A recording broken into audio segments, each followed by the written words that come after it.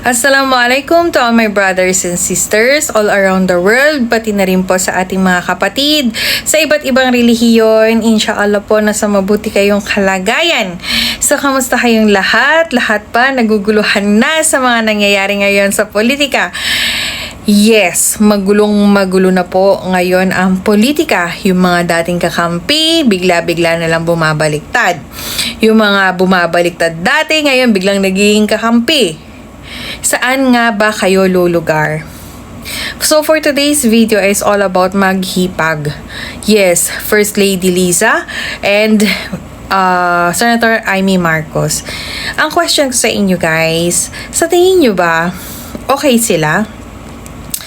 Before pa yung video ng item, sa tingin nyo ba anong meron? Bakit galit na galit ang Senator Amy sa kanyang kapatid? Pero madalas lumalabas sa bibig ni Senator Amy, 'di ba? Nakapaligid sa kanyang kapatid. So meaning to say, kilala niya ang kapatid niya, alam niyang weak ang kapatid niya. Pero napapaligiran ito ng kung sino-sinong mga umaabuso at nakokontrol ang desisyon ni President Marcos. Unahin na natin dyan syempre ang asawa. Tayo ba? Syempre mga asawa natin. O, di ba? Alam naman natin lahat na ang pag-asawa kailangan masusunod babae. Di ba? Sa mag-asawa. Base naman sa aming mag-asawa, hindi naman laging ako ang nasusunod. Syempre, laging give and take yan. Pero the way I see it, doon kay President Marcos at doon kay Liza, mas strong ang personalidad ni First Lady. Sa tingin nyo ba, sino mas strong? Si First Lady o si Bongbong Marcos? Kaya nga question ko bakit ka ba hindi na lang si First Lady ang humabol nung panahon na nangangandidato sila?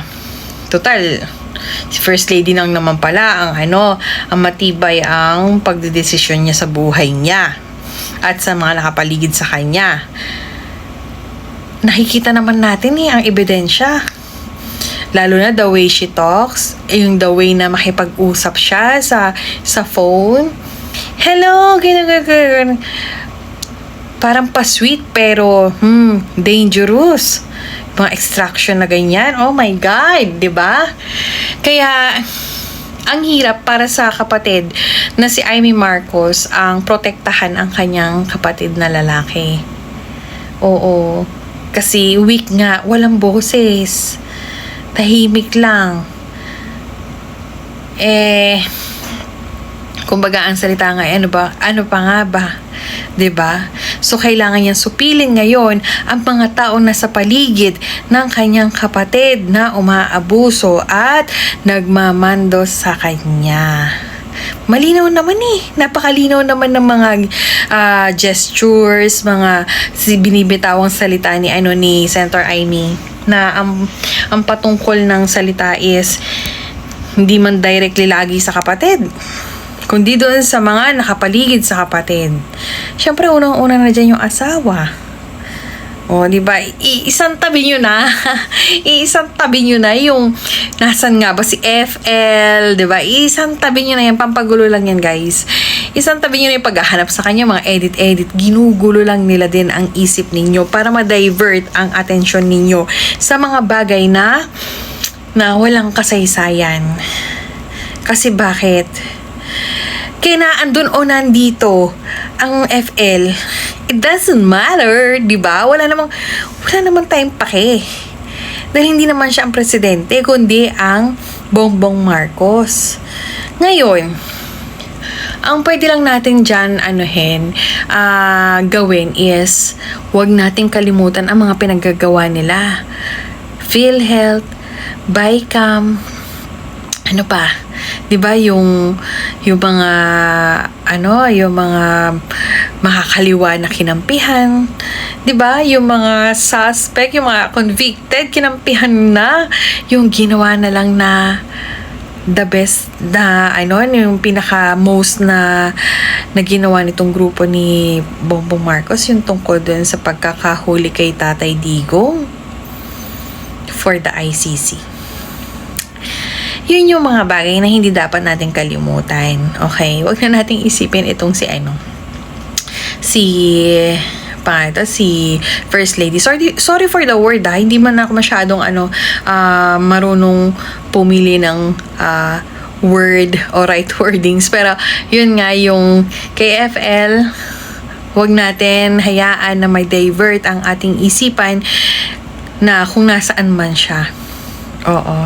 Ang importante, alam natin ang tinatahak natin, itong PhilHealth, BICAM, yung mga makakaliwa na ginawa na lang nilang testigo na ngayon, humahabol na din ng mga politiko. Napakadami, grabe.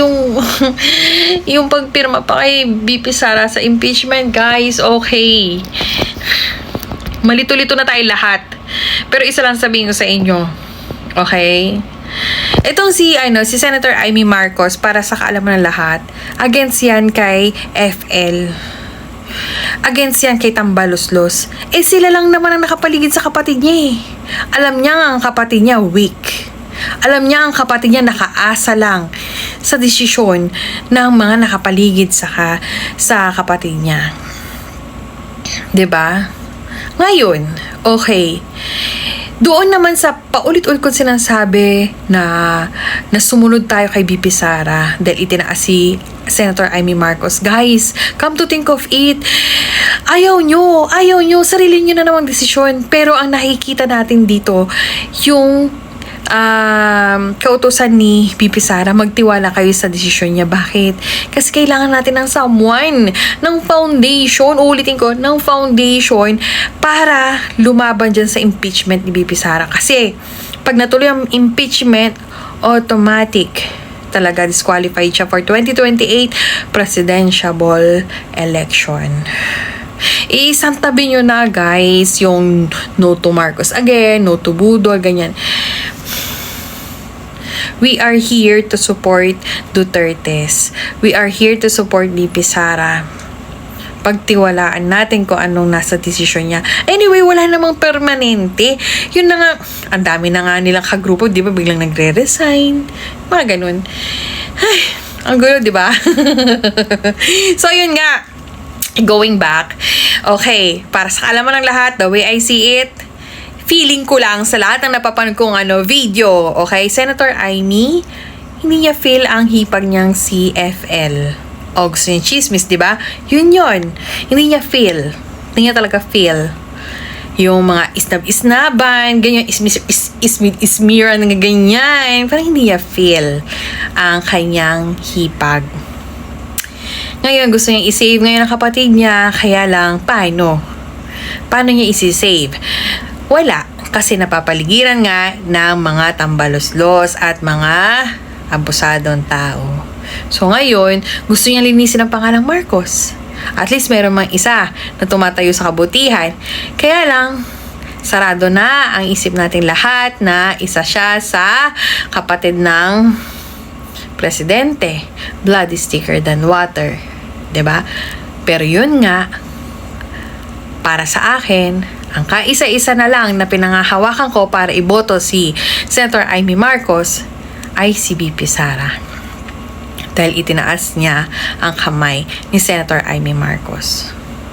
Guys, the way I see it, sa ginawa din naman ni Senator Amy, wala din naman may kakayahan sa kanilang lahat sa Senado ang kayang mag-imbestiga doon sa ICC, yung pagkakadala ni Tatay Digong doon sa The Hague. Tanging si Senator Amy lang yon. At yun ang kailangan ng aliado ni Tatay Digong para makakapagsampa ng kaso against doon sa mga lumabag sa batas. Yun lang yun. So yun lamang, guys, napaka-complicated, pero hihimay-himay natin hanggang sa maintindihan ninyong lahat, okay? Maraming salamat po sa inyong panonood. Paki-share naman po ang aking video sa mga gusto pang maintindihan kung bakit kailangan natin sundin ang BP Sara. Maraming salamat at assalamualaikum.